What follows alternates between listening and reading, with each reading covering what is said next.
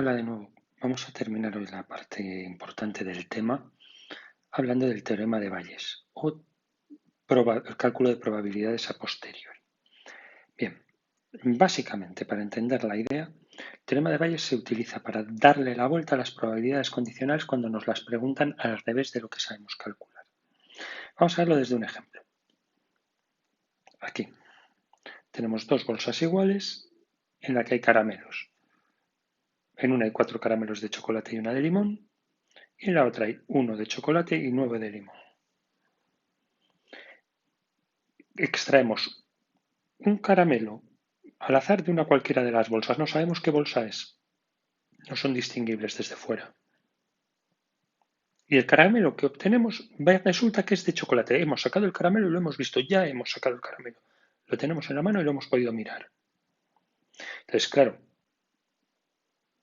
yo me pregunto, ¿será el caramelo de chocolate de la bolsa 2 o será el caramelo de chocolate de la bolsa 1? A priori, antes de hacer la extracción, si yo tengo dos bolsas iguales, pues tengo la bolsa 1, tengo la bolsa 2, la probabilidad de escoger esta es 50% y la probabilidad de escoger esta es 50%. Pero claro, el tema es que si yo sacando un caramelo saco un caramelo que es de chocolate, parece improbable que haya acertado con la bolsa 2, porque en la bolsa 2 sacar el caramelo de chocolate que apenas hay es como poco complicado. Por tanto, lo lógico es pensar que eso, el haber sacado un caramelo que sea de chocolate, modifica las probabilidades de un medio a otros números que deberé calcular. A priori, la probabilidad es un medio para cada bolsa. A posteriori, después de haber sacado un caramelo y mirarlo, parece lógico pensar que eso se haya modificado. Bien, también hay otro dato importante. Con estos datos, lo que es fácil calcular es la probabilidad de sacar un caramelo de chocolate sabiendo que estoy en la bolsa 2. Esto se llamaba probabilidad condicionada. Probabilidad de que el caramelo sea de chocolate condicionada a la bolsa 2 lo haríamos por la regla de Laplace. De 10 caramelos que hay en la bolsa 2, 1 de chocolate. Pero no es eso lo que me pide el ejercicio. El ejercicio tiene la probabilidad al revés. El ejercicio me pide, sabiendo que el caramelo es de chocolate hecho, condición, el caramelo es de chocolate seguro, ¿cuál es la probabilidad de que sea de la bolsa 2? Entonces, el teorema de Bayes lo que me permite es relacionar estas dos probabilidades condicionadas. El teorema de Bayes lo que me permite es, de alguna manera, convertir esta en esta. Esta es la fácil de calcular y mediante una fórmula, que es esta, me va a permitir utilizar esta para calcular, o sea, al revés, utilizar esta para calcular la que me pide. La fórmula es la que aquí tenéis enmarcada, que es básica y necesitáis tener bien apuntada. Si tenéis la probabilidad de B condicionada por A, pero no sabéis hacerla y la que sabéis hacer es la de A condicionada por B, al revés, lo que hacéis es multiplicar a la que sabéis hacer por la probabilidad de este denominador y dividir entre la probabilidad de este numerador. Multiplicas por este y divides entre este. Y eso te permite darle la vuelta a la probabilidad condicionada. Vamos a verlo con un par de ejemplos, que es como se entiende.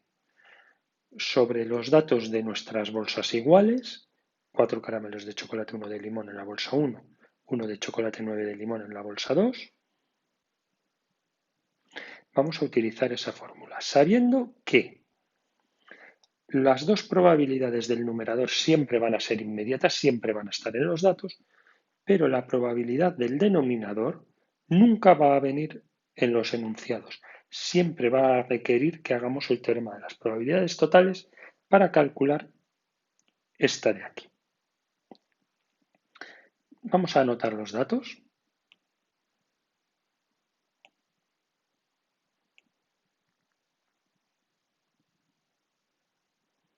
Ahí los tenéis. En este ejercicio que teníamos la bolsa 1 y la bolsa 2. A priori, probabilidades un medio y un medio. Si hemos escogido la bolsa 1, chocolate 4 de 5, y si hemos escogido la bolsa 2, limón 1 de 5. Mientras que si hemos escogido la bolsa 2, chocolate 1 de 10 y limón 9 de 10. Esto es la toma de datos del ejercicio. Aquí la explicación de qué significa 1, 2, C y L para que nuestro corrector esté contento y entienda lo que estamos haciendo. Bien, la fórmula para calcular la probabilidad de escoger un caramelo de la bolsa 2 condicionada a chocolate, sabiendo calcular la probabilidad de chocolate condicionada a bolsa 2, que es chocolate viniendo de la bolsa 2, esta gama, 1 de 10, aquí lo tenéis apuntado. Bien, la forma para calcular esta probabilidad a partir de esta es multiplicar por la probabilidad de la bolsa 2, que es un medio. La probabilidad de la bolsa 2 es esta gama, aquí la tenéis, y dividir entre la probabilidad de C, que hemos quedado en que se calcula con el teorema de las probabilidades totales. Con la clase de ayer, sabiendo que chocolate está aquí y aquí, tenemos este camino, un medio por 4/5, y este otro camino, un medio por un décimo. Un medio por 4/5 más un medio por un décimo, el orden de los factores no altera el producto, da 9/20. Este 9/20 ahora lo introducimos aquí, este aquí y este aquí, y obtenemos que la probabilidad de haber elegido la bolsa 2 sabiendo que el caramelo que hemos sacado es de chocolate a posteriori es un noveno.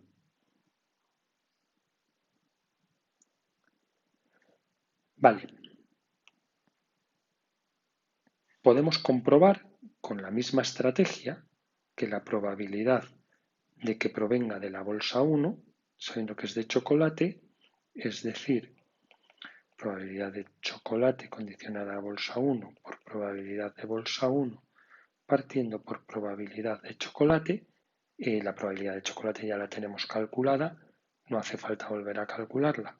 Y las dos del numerador estaban en las ramas del árbol. Podéis comprobar que da 8 novenos. ¿Por qué sé que va a dar 8 novenos? Vamos a ver, yo he sacado un caramelo de chocolate. Caramelo de chocolate solo puede estar en la bolsa 1 o en la bolsa 2. Si esto es un noveno y el total es 1, ¿cuánto me queda para esto? Pues 8 novenos. No puede ser de otra manera. Confuso el primer ejercicio, evidentemente. No puede ser. Es lógico. Vamos a aplicar esta idea a otro ejercicio de manera que nos pueda quedar mucho más claro y además vamos a intentar solucionar un problema que tiene mucha gente, que no entiende esto de las probabilidades a posteriori con claridad y confunde conceptos en la vida real. Muy atentos aquí todos los de la rama biosanitaria, futuros y futuras médicos, médicas, enfermeras y enfermeros. Esto os puede ser muy útil. Un ejemplo cogido de la realidad cotidiana. Se estima que a fecha de hoy la enfermedad por COVID-19 ha afectado aproximadamente al 5% de la población española, que son unos 47 millones de habitantes. Y supongamos que queremos hacernos un test que tiene una sensibilidad del 90% y una especificidad del 90%. En la situación en la que estamos ahora, los test, algunos no llegan ni al 90% de sensibilidad. Puede pareceros poco, estoy de acuerdo, pero es lo que tenemos. Aun cuando los test tuvieran sensibilidad y especificidad del 90% o del 95%, vamos a ver el problema que tiene hacer un test masivo a 47 millones de habitantes ¿Y por qué no es especialmente útil hacerlo? Bien, sensibilidad significa que si tú estás realmente enfermo y te haces el test, te va a dar positivo el 90% de las veces. Y el otro 10% de las veces se va a equivocar y te va a catalogar como si estuvieras sano aunque estés enfermo de verdad. Y especificidad significa que si tú estás realmente sano, el 90% de las veces te va a dar negativo y el otro 10% te va a catalogar como enfermo aunque no lo estés en realidad. Es decir, todo este tipo de tests tienen dos errores. Uno, de falsos negativos, gente a la que le dicen que es negativa cuando realmente está enferma, y otro de falsos positivos, gente a la que le dicen que es positiva cuando en realidad es sana. Esto pasa siempre, en todas las pruebas. Lo que pasa es que la mayoría de las pruebas para otras enfermedades no tienen sensibilidades del 90% y especificidades del 90%, sino más bien del 95% o incluso superiores hasta el 98% o el 99%. Pero en la realidad ahora mismo estamos manejando tests con estos datos o incluso peores. Bien, en primer lugar, ¿cuál es la probabilidad de que el test dé positivo? Si le hago el test a una persona al azar, ¿cuál es la probabilidad de que dé positivo? Vamos a tomar las notas en las cuales tenemos personas sanas y personas enfermas. Según los datos, sanos están el 95% de la población y enfermos el 5% de la población. Con los datos que se manejan ahora mismo, por ahí le anda. Vale, de las personas sanas, van a ser personas sanas que dan positivo el 90% y van a ser personas sanas pero que dan negativo, por tanto, teniendo en cuenta que esto tiene que sumar 1, el 10%. Lo voy a poner de otro color para que veáis qué calculo y qué son datos.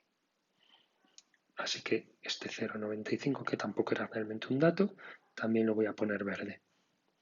Y luego de las personas, lo he puesto al revés.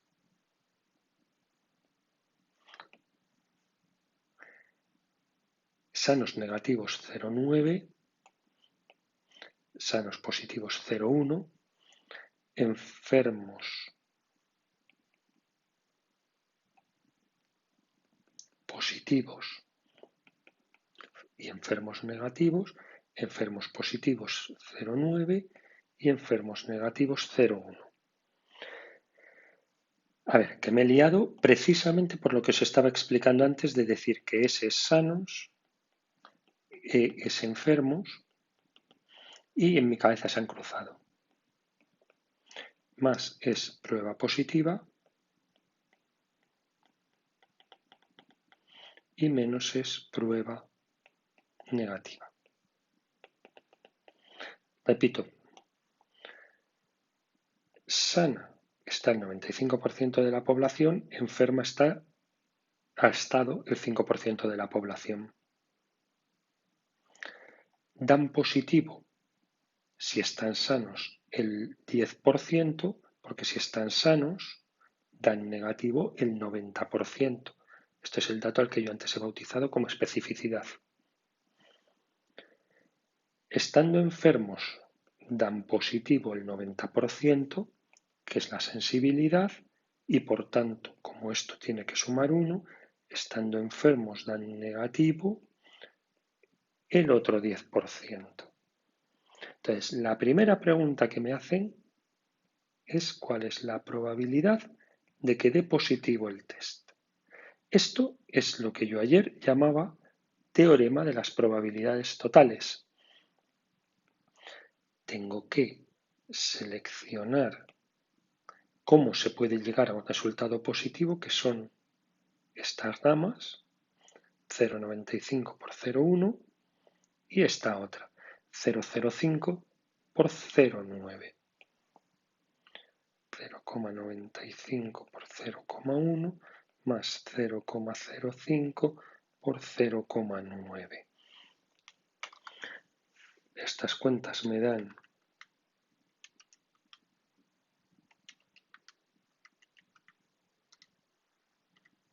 0,14.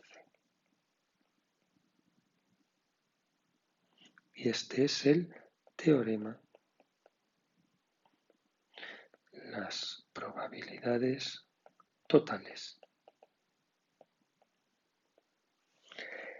El 14% de la población que se hiciera el test daría positivo.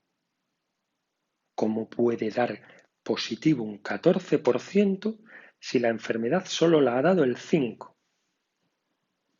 Ya, el problema son todos los sanos a los que el test se equivoca. Puede pareceros que este 10% es muy pequeñito, pero cuando multipliquéis este 10% por 0,95, suma aquí una cantidad de falsos positivos brutal, increíble. De hecho, y aunque no lo pide el ejercicio, tened en cuenta que el 14% de 47 millones de personas son aproximadamente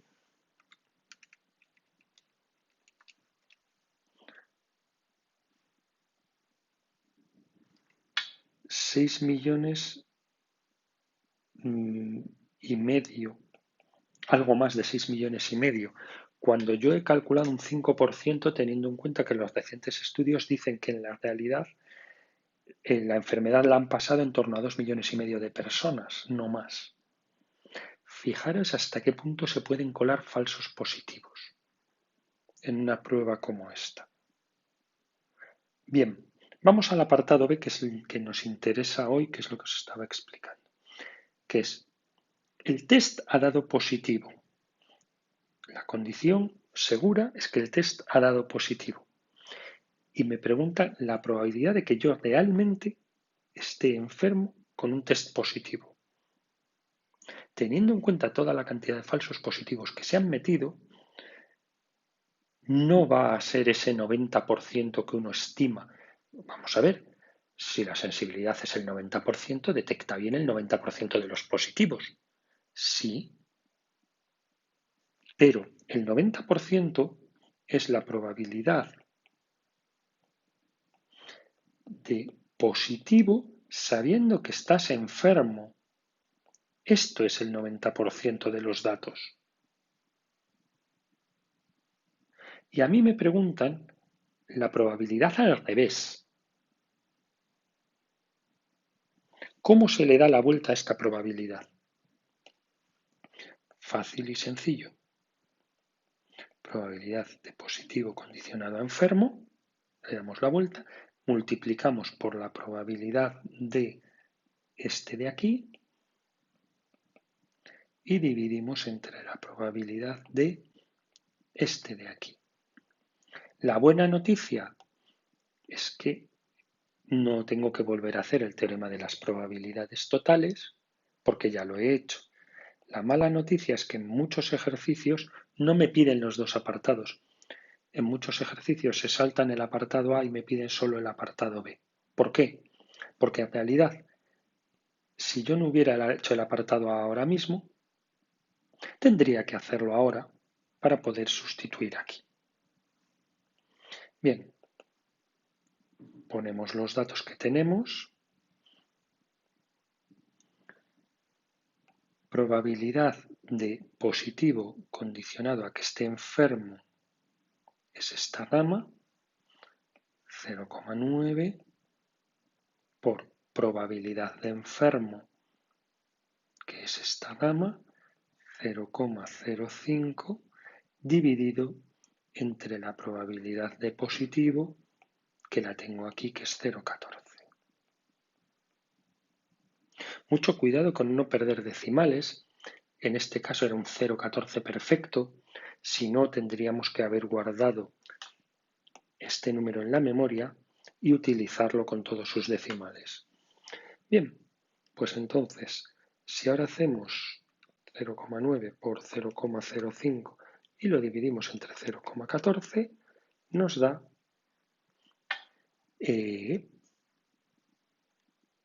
9 partido por 28, que es aproximadamente un 32%, que parece que está mal, a que sí, que no parece posible que un test que presume de una sensibilidad del 90%, si lo hacemos y nos da positivo, vaya y resulte que no nos garantiza una enfermedad más que en un 32% de los casos. Quiero decir, hacer un test masivo a 47 millones de personas en las que solamente 2 millones y pico están enfermos, me mete 4 millones y pico de falsos positivos y descabala todas las cuentas hechas a priori. Este tipo de pruebas, no nos confundamos, cuando se hace una prueba masiva de estas se les llama cribados o screenings.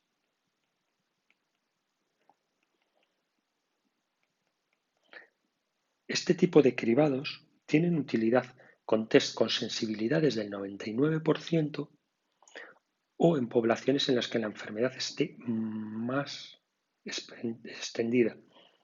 Si no, hacen este tipo de cosas. Y los cribados, cuando se utilizan en la vida real, no se utilizan solos, se utilizan como primera prueba. Se hace primero un test de este tipo, de cribado, y luego a los que da positivo se les hace un segundo test con sensibilidades aún más altas, pero quizá más invasivos. De manera que realmente hoy en día hacer 47 millones de test de anticuerpos a toda la población española, uno, es un derroche de recursos, sería carísimo. Dos, tiene muy poquitas garantías. Por un lado, si nos hacemos el test hoy, ¿qué va a pasar dentro de 3 días o de una semana? Hoy no estamos contagiados, pero dentro de una semana no sabemos. Y dos, si un test en estas condiciones me da positivo, voy a estar enfermo con una probabilidad del 32%. Sigue siendo más probable que esté sano a que esté enfermo. Por tanto, lo que haríamos sería introducir un nivel de miedo en la población altísimo. Bien, vamos a dejarlo así. Vais a dedicarle ahora a vosotros un poco de esfuerzo y de tiempo para ver algunos ejercicios y los revisamos en la próxima clase online. Buen trabajo.